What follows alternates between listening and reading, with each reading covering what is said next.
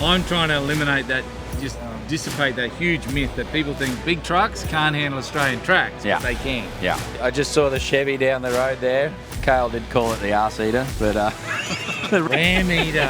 Oh shit! Wrong number plate. We're going to places that you will never see. Yeah. You've never seen them. That's awesome. And that's the best part about it. We've found these places in Cape York that people just go, oh, where the hell do they go? How you're finding the towing with the bigger truck. Yeah, first thing people are going to go, oh, they won't fit down the tracks of other vehicles. Yeah, it's all a big myth. Yeah. Same old story. You're not as bright now. You got some new colours going on. I like black. Yeah. Black's my new colour. Yep. Love You it. heard it here. Yeah. Black's my new colour. Yeah, there you go. Whiteys. Just saw the Chevy down the road there. Kale did call it the arse eater, but the ram eater down the road. Ram eater. Oh shit! Wrong number plate, but Eats for breakfast. He said you had some pretty crazy photos that he might have had a sneaky view of from the last trip, mate. Yeah, 100%. So basically, the 2500 Chevy, which looks a bit secondhand now because it's already been out in the field, and we have people are looking at it after it's done its job. So it went up to Cape York. We started at Fraser Island, ended up all the way at the top of Cape York, towing the arse out of my big 6 metre plate boat. Yeah. You could literally pitch your swag underneath the drawbar. It was that high. It was nuts. You're mad. And we were going like this, like that. Yeah. Nasty tracks. Yeah. Middle of nowhere.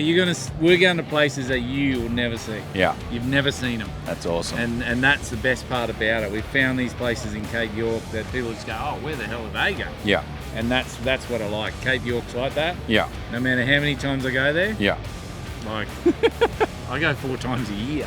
That's crazy. Up to 6 times a year. So. And obviously, every vehicle's sort of got its place. The smaller ones that can be a little bit more nimble and stuff like that. But how are you finding the towing with the bigger truck? Yeah. So first thing people are going to go, oh, they won't fit down the tracks of other vehicles. You know, they don't fit down they don't fit down Australian roads or tracks. Or it's all a big myth. Yeah. Same old story.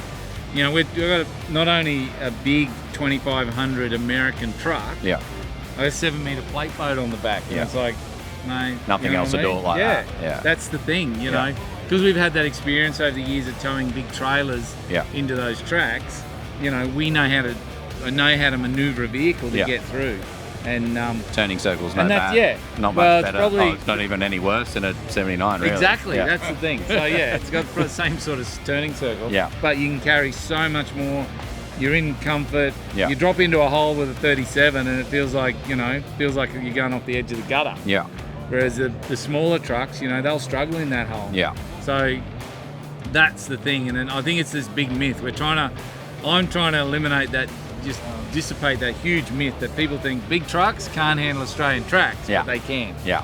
No, it's what we build all day, every day. So it's the same sort of thing. It's everything's got its place. It's not going to be as good as some smaller vehicles in some places, but where they shine, they definitely shine. So when awesome. you're heading down the PDR, mate, doing like a 90, 100 kilometres an hour with a 7 metre plate boat on the back, mate, and you know you're not even feeling the bumps. Yeah. You know, old mate goes past and, you know, he's just rattling his teeth out, sort of thing, and it's just how it goes, mate. You know. And you put what size? You got the Norwell on the back of the Chevy then as well? Yeah, the full Norwell package. So it's the biggest canopy they make.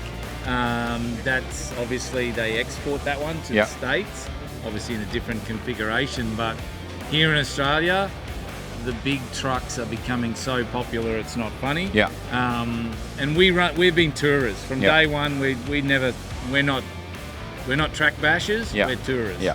So we get out there, make a vehicle that can go to those great locations, tow the big gear, tow the big trailers, and then, you know, once you get there, you got all your toys, and that's it. So for me, I've evolved to the bigger trucks easily. Yeah. Because we did conversions. Yeah, staying on that sort of topic though, like obviously the market's becoming reachable for a lot of people. People look in at your adventures and others like-minded.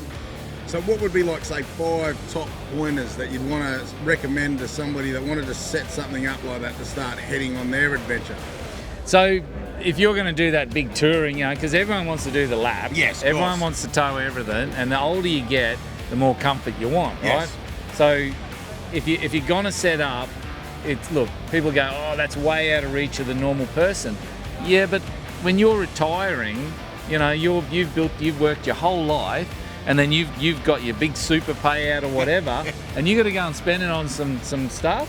You don't want to compromise, do you? You're gonna make sure that you go, right, well, let's buy something that we're really going to use, because we're going to do that once in a lifetime trip. So the biggest thing for me is when you set up your gear, don't compromise on power or the size of the vehicle if you're going to start towing big heavy gear. Yep. Otherwise, Everyone wants a bigger and bigger van these days. well, I've seen these vans now, like they're bloody chassis rails about this high, and they're 3.3 meters in height. They're going to struggle because of the height, but if they're out on that open road, they ain't going to tow it with a smaller truck. You're going to need a bigger truck to haul that type of stuff, because we want everything. We want everything. You nailed it on the head before, how you said you're a tourer, but you're still obviously showing what a tourer can do in the crazy environments. But for 90% of my customers that are, say, hitting the road, looking at retiring, it's good suspension and setting it up well to be able to hit those corrugations, a little bit of beach work, but just nice highway touring with safety. You can drive for longer. Yeah, hop better out and of the longer. car after doing 10 hours, and it's like, oh man, that just feels awesome, you know? Try and do that out of a four-wheel drive bloody truck. So with that, you obviously do a lot of touring. You're in the car for a long time, and when you do stop, what are some of the things that you can't live without, though? Oh, me? Yeah. What's something that gets you, like, you stop and then you're doing? My biggest thing is I'm a real Canopy man. Like, so when I first started, that was my.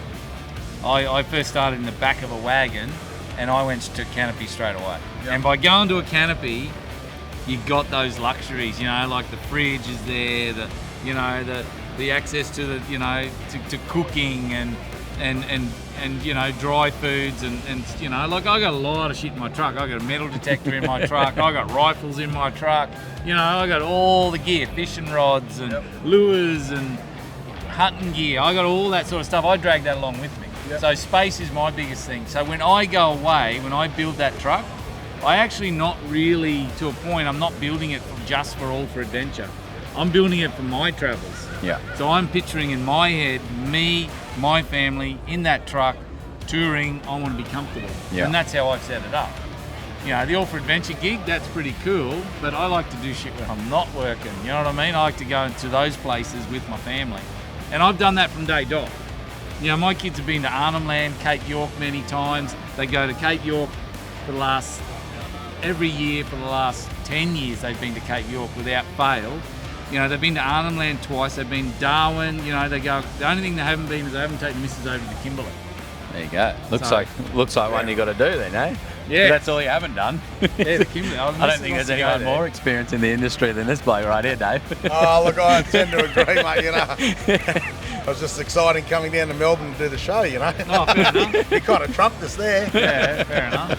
Yeah, cool. Very good. And how's your Campboss gears kicking off big? It's getting bigger and bigger every show. Yeah, it is. Yeah, we're punching out a lot of the Campboss gear. It's everywhere. It started, it seemed to me anyway, all I saw was these little tire deflators. Now we've got bloody everything out the back here. Yes. Campers and all now. I haven't seen them yet. That's a new caravans. addition. Yeah, Campboss off-road caravans. There you go. That's our new release of I haven't even really launched it yet. I'm just sort of poking it a little bit and see how we go. We move into our new building. Yeah. Yes, brand new facility soon. We might be doing the same. Yeah. Everyone's moving bigger. That sounds like an invite. That's what I heard. Big party. So yeah, that's at Caloundra. There you go. Yeah, big facility in Caloundra. That's exciting. Yes. So yeah, we're just Campboss is really moving. Yeah, it's just moving really fast, and I'm struggling to keep up. Me and the missus. Pull the handbrake now and then. Well, I had to because my shed at home, which is huge. A lot of people have seen it, by the way, on little videos and stuff. And they're like, it's a great shed, but it's everything I own in You that might shed be able to make that a toy shed again. Yes, I can put all my shit back in. Because it's all just full of Campboss warehousing, and it's like, man, get rid of that shit. I want more toys again. Yeah, I want my stuff back in. So, very good, mate. Well, thanks. I know how busy the stand is and everyone's pumping, the merch is pumping, so thanks for stopping and chatting to us. This is actually my first Melbourne show, so been kicking around. It's cool seeing some stuff here that's that's I haven't seen up in Brisbane, so it's cool to get out, see what some of the brands that aren't up there as well, which is awesome. So. Yeah. Well, the Campboss does a lot of shows, and we get that brand out there, get that name out there, and hopefully it just keeps going and going and going. I know. We look forward to seeing the next series come out, Dave. 100%. Mid-November. Mid-November, you'll see it on Unleashed.tv. So our subscription platform, where you can watch everything and anything we've ever done, Unleashed and All for Adventure. And there's a lot of stuff that a lot of people haven't seen, like stuff that we've been doing for years now on Unleashed. So I'll just throw a real random one at the end there, Dave. Biggest barra you've caught, Jase? Biggest barra is 1.20 meters. What about you, Dave? About 92. I don't even think I'm on the scoreboard. I need to get out more. That backfired. Been throwing me under a bus all day, Jase. Hey, look, thanks for taking the time. No worries, mate. Not a problem. Thanks, mate. Appreciate it. Nice to meet Cheers, you. brother. Enjoy the rest of the show. Good on you. Thank you.